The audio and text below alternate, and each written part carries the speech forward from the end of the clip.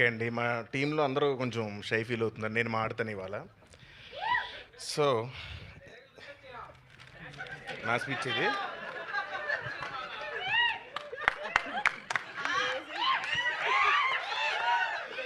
ఈ cinema heroine Riya సింగాకి dialogues నేర్పిస్తా అని చెప్పాను కానీ, అది చేయకుండా అన్నంలో ఆవకాయ ఎలా కలుపుకోవాలి, పప్పులో వడియాలు ఎలా నంచుకోవాలి ఇలాంటి విషయాలు నేర్పిస్తూ టైం పాస్ చేశాను. రియా.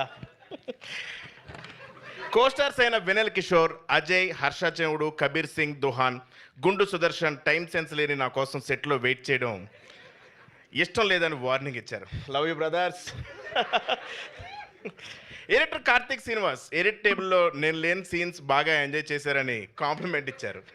ఈ విషయం చెర్రీ గారికి చెప్పుకునే డబ్బులు ఎవరు.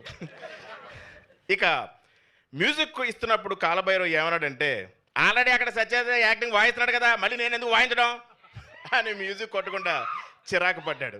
భైరవన్న ఐ లవ్ యూ. ఈ సినిమా స్టైలిష్ తేజ సినిమా ముందు నేను సన్నబడతానని ఇచ్చిన మాటలు నమ్మి మోసపోయి సెట్లో బట్టలు లూజ్ చేయడానికి కుట్టుకుంటూ నన్ను తిట్టుకున్నాడు. ఫైట్ మాస్టర్ అంజీ నాకు ఫైట్స్ నేర్పించే ప్రాసెస్లో నాతో డైలీ ఫైట్ చేసేవాడు. బట్ మీకు తెలియదు, ప్రతి ఫైట్ నేనే గెలిచేవాడిని. Thank you Anji master. Choreographers Vijay Polaki, Venkatesh ఎన్నో స్టెప్లు ఇచ్చారు కానీ అసలు ఈయన పెట్టుకుని ఇంత రాంగ్ స్టెప్ మేమే వేసామని చాలా ఫీల్ అయ్యారు. ప్రొడక్షన్ డిజైనర్ నార్ని శ్రీనివాస్ లైఫ్లో ఎన్నో సినిమాలు సెట్లు చూశాను కానీ నా మైండ్ సెట్ అంటే చాలా చిరాకు పడ్డాడు. ఇక రితేష్ వయసును వస్తే నా వల్లే అతను పైకి వచ్చాడని నేను ఫీల్ అవుతాను కానీ నిజమేంటో బుర్రని ఎవరికైనా తెలుసు. Thank you so much. May 1 జెట్లీ చూడండి. Please bless us all. Thank you.